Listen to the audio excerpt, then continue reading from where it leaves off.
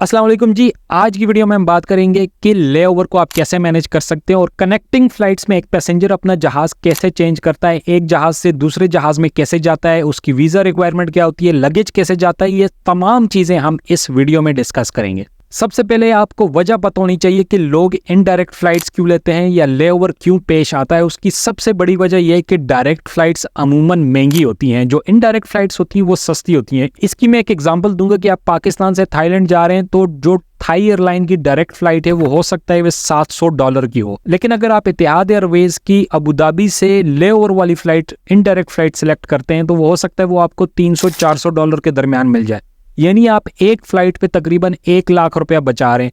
तो ये एक बहुत बड़ा रीजन है कि लेओवर्स होते हैं, लोग इनडायरेक्ट फ्लाइट्स लेते हैं, डायरेक्ट फ्लाइट्स नहीं लेते। दूसरी वजह यह है कि बाज़ औक़ात आपका ट्रैवल एक ऐसी जगह पे हो रहा होता है जहां डायरेक्ट फ्लाइट्स आपकी होम कंट्री से जाती ही नहीं है। फॉर एग्जांपल अगर आप आइसलैंड जाना चाह रहे हैं, वहां पर डायरेक्ट फ्लाइट नहीं जाती, आपको यूरोप जाना पड़ता है और यूरोप से फ्लाइट लेनी पड़ती है। फॉर एग्जांपल आपको मैक्सिको जाना पड़ता है, मैक्सिको डायरेक्ट फ्लाइट जाती ही नहीं है पाकिस्तान से, तो आपको किसी और कंट्री में लेओवर लेकर जाना पड़ता है। इवन मॉरिशस जो कि साउथ ईस्ट एशिया का कंट्री है, वहां पर डायरेक्ट फ्लाइट नहीं जाती, आपको फ्लाइट लेके या तो आपको मालदीव में जाना पड़ता है या इंडोनेशिया से जाना पड़ता है, तो आपका लेओवर लाजमी आता है। अब लेओवर क्या होता है? लेओवर वो होता है जब आप इनडायरेक्ट फ्लाइट लेते हैं। अगर फॉर एग्जांपल आप यहां से थाईलैंड जाना चाह रहे हैं और आपने इतिहाद एयरवेज की फ्लाइट ली हुई है, तो उसका लेओवर आएगा अबू धाबी में। पहले आपका जहाज लाहौर से अबू धाबी जाएगा, वहां पर कुछ घंटे बाद आपका जहाज चेंज होकर आप अबू धाबी से थाईलैंड जाएंगे। तो ये जो ड्यूरेशन आप अबू धाबी के एयरपोर्ट पर गुजारेंगे, इसको लेओवर बोलते हैं और इसको मैनेज करने का एक तरीका होता है। बहुत सारे लोग कंफ्यूज होते हैं कि इस लेओवर को हम कैसे मैनेज करेंगे। तो चलें शुरू करते हैं कि इस लेओवर को कैसे मैनेज किया जाता है। सबसे पहली बात यह है कि आप ये बात कंफर्म कर लें कि आपका लेओवर कितने घंटे का है। तो फॉर एग्जांपल आप थाईलैंड जा रहे हैं और आपका लेओवर अबू धाबी में 4 घंटे 5 घंटे का लेओवर है, तो आपको अभी अंदाजा हो गया है कि कितने घंटे आपने एयरपोर्ट पर रहना है। तो आपने क्या करना है कि लाहौर से अबू धाबी जाना है और वहां पर जहाज से उतर जाना है, फिर 4-5 घंटे आपने वेट करना है और फिर आपने दूसरे जहाज पर जाना है। दूसरी बात यह है कि आपको ये पता होना चाहिए कि जिस कंट्री में आप जा रहे हैं, जिस कंट्री में आपका लेओवर है, वहां पर आपको ट्रांजिट वीजा रिक्वायर्ड है या नहीं है। फॉर एग्जाम्पल अगर आपका अबू धाबी एयरपोर्ट पर लेओवर 8 घंटे से ज्यादा है तो आपको ट्रांजिट वीजा चाहिए होता है। ट्रांजिट वीजा वो वीजा होता है यानी उस कंट्री से गुजरते हुए एयरपोर्ट पर जितना टाइम आप गुजार सकते हैं उसको ट्रांजिट वीजा बोलते हैं। अगर आपका अबू धाबी एयरपोर्ट पर 8 घंटे से कम का स्टे है तो फिर आपको ट्रांजिट वीजा की जरूरत नहीं है, लेकिन अगर आपका लेओवर 8 घंटे से ज्यादा है फिर आपको एक ट्रांजिट वीजा की जरूरत पड़ती है। अबू धाबी के ट्रांजिट वीजा के ऊपर मैं कंप्लीट वीडियो बना चुका हूं, आप जाकर मेरे चैनल पर चेक कर सकते हैं। अब सबसे पहला प्रॉब्लम यह आता है कि आपने जहाज चेंज कैसे करना है। तो सबसे पहला पॉइंट ये है कि जब आप अपने होम कंट्री पाकिस्तान, इंडिया कहीं से भी आप जाना चाह रहे हैं तो कुछ एयरलाइंस आपको 2 बोर्डिंग पास इशू करती है। एक बोर्डिंग पास आप लाहौर से दुबई का यूज कर लेंगे, दूसरा आप दुबई से थाईलैंड का बोर्डिंग पास यूज करेंगे। लेकिन मोस्ट ऑफ द टाइम आपको अपने होम कंट्री से एक ही बोर्डिंग पास इशू होगा, यानी कि आपने पाकिस्तान लाहौर से फ्लाइट ली है अबू धाबी के लिए, उसका बोर्डिंग पास आपने यूज कर लिया, फिर अबू धाबी पर पहुंचकर आपने वहां पर एयरलाइन के काउंटर पे दोबारा जाना है। वहां उन्हें कहना है कि आपकी फ्लाइट है 4 घंटे 5 घंटे बाद और आपको वो एक नया बोर्डिंग पास इशू करेंगे और आपने वो बोर्डिंग पास लेकर दूसरे जहाज में चले जाना है। अगली बात यह है कि आपके लगेज का क्या होगा। 99% ऑफ द टाइम जब आप इनडायरेक्ट फ्लाइट्स बुक करते हैं तो वो सेम एयरलाइन की होती है और आपका PNR सेम ही होता है। तो उस सूरत में आपका लगेज आपको डेस्टिनेशन कंट्री पे मिलेगा। फॉर एग्जाम्पल आपने मलेशिया जाना है और आपका लेओवर है अबू धाबी में, तो आपका लगेज आपको मलेशिया कोलालंपुर में ही मिलेगा, आपको अबू धाबी में नहीं मिलेगा। ये 99% ऑफ द टाइम है। बहुत माइन्यूट 1% चांस है कि आपको कहा जाए कि आप अपना लगेज लेओवर वाले एयरपोर्ट पर कलेक्ट कर लो। अगर ऐसी कोई भी सूरत हाल होगी तो पायलट या एयर होस्टेस आपको अनाउंस कर देगी जिन लोगों का लेओवर है वो अपना बैगेज कलेक्ट कर सकते हैं और उनको दोबारा फिर कस्टम से जाना पड़ेगा।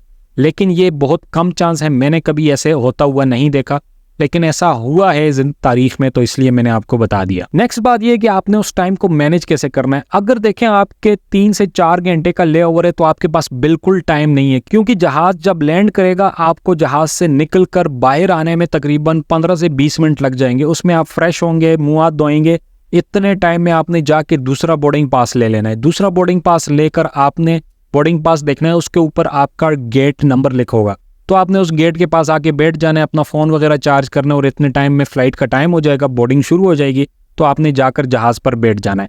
अगर 3-4 घंटे का लेओवर है तो उसमें बिल्कुल आपके पास टाइम नहीं होना।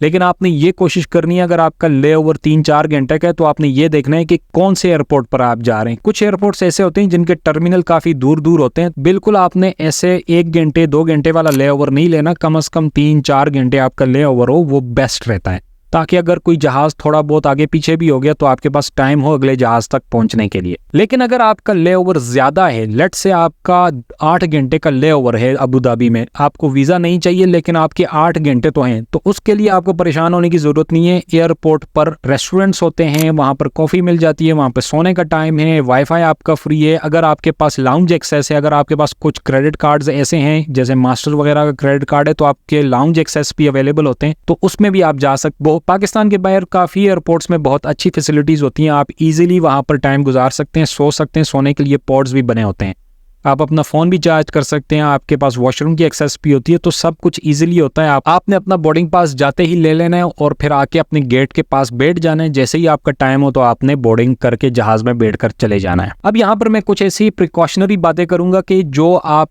जान लें तो ज़रूरी है। वैसे ऐसे होता नहीं है, लेकिन ज़रूरी है कि आप ये बातें जान लें। कुछ शहर ऐसे होते हैं जहां पर 2-2 इंटरनेशनल एयरपोर्ट्स होते हैं, जैसे कि इस्तांबुल में 2 एयरपोर्ट्स हैं। तो आपने देखना है कि जिस एयरपोर्ट पर आप उतर रहे हैं और जिस एयरपोर्ट से आपकी फ़्लाइट नेक्स्ट डेस्टिनेशन पे जा रही है, लेट से आप पाकिस्तान से यूरोप जाना चाह रहे हैं, यूके जाना चाह रहे हैं, तो अगर पाकिस्तान लाहौर से आपने फ़्लाइट किया और आप इस्तांबुल के एक एयरपोर्ट पर उतरें, तो मेक श्योर कि आपका दूसरी जो फ्लाइट है वो भी उसी एयरपोर्ट से हो, क्योंकि अगर आपकी उसी एयरपोर्ट से फ्लाइट नहीं है तो आपको एयरपोर्ट से तो बाहर जाना अलाउ ही नहीं है। यूजुअली जब आप होम कंट्री में बोर्डिंग पास ले रहे होते हैं तब आपको एयरलाइन वाले अच्छे तरीके से गाइड कर लेते हैं और वो मेक श्योर करते हैं कि आपकी फ्लाइट उसी एयरपोर्ट से हो, लेकिन आपको खुद चेक करने की जरूरत है। बाज़ औक़ात यूरोप की जो एयरलाइन है वो इतना ज़्यादा केयर नहीं करती है और लोगों के साथ ऐसे हुआ है कि वो एक एयरपोर्ट पर उतरे और उनकी फ़्लाइट दूसरे एयरपोर्ट से थी, लेकिन उनके पास उस कंट्री का वीज़ा नहीं था, तो उनको एयरपोर्ट से बाहर जाने नहीं दिया जाता। दूसरी बात यह है कि अगर आपकी इंटरनेशनल फ्लाइट है और उसके साथ डोमेस्टिक फ्लाइट भी अटैच है, फॉर एग्जांपल आपने इस्लामाबाद में बैठ के थाईलैंड की टिकट बुक की है, लेकिन थाईलैंड का कोई जहाज उस दिन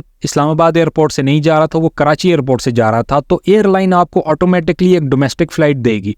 आपने इस्लामाबाद से कराची जाना है और कराची से आपने फिर थाईलैंड जाना है।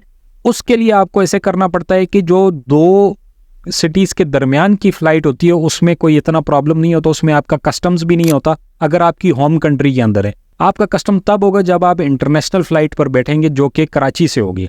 इसी तरह अगर थाईलैंड वगैरह से वापसी पे आप आ रहे हैं तो आपका कस्टम पहले एयरपोर्ट पर होगा जो कि कराची बनता है और कराची से आप डोमेस्टिक फ़्लाइट लेके इस्लामाबाद आ जाएंगे। और इसी तरह हो सकता है कि आपने बैंकॉक जाना है लेकिन फ़्लाइट आपकी फुकेट पहले जाएगी और उसके बाद बैंकॉक जाएगी, तो आपकी कस्टम जो इमिग्रेशन है वो फुकेट में होगी, बैंकॉक में आप डोमेस्टिक पर चले जाएंगे, बैंकॉक में आपके साथ कस्टम्स वाला मामला नहीं होगा। इसी तरह वापसी पर भी है कि अगर आपकी फ़्लाइट फुकेट से इस्लामाबाद है और आपको डोमेस्टिक फ़्लाइट उन्होंने बैंकॉक से दे दी, ये बहुत कम होता है लेकिन मैं आपको बता रहा हूँ तो ताकि आपको पता हो कि कस्टम आपका पहले एयरपोर्ट, दूसरे कंट्री में आप जाएंगे तो वो पहले एयरपोर्ट पर होगा और अपने होम कंट्री से जो लास्ट एयरपोर्ट होगा वहाँ पर आपका कस्टम चेक होगा। बाकी आपकी वैसे ही डोमेस्टिक फ़्लाइट्स होंगी, उसमें कोई कस्टम चेक नहीं होता। उम्मीद है कि आपको ये तमाम सिनारियो समझ आ गया होगा कि इनडायरेक्ट फ़्लाइट्स और ले ओवर को कैसे आप मैनेज कर सकते हैं। अगर कोई आपका सवाल हो तो आप नीचे कमेंट कर सकते हैं। मिलते हैं अगली वीडियो में, तब तक के लिए अल्लाह हाफिज़।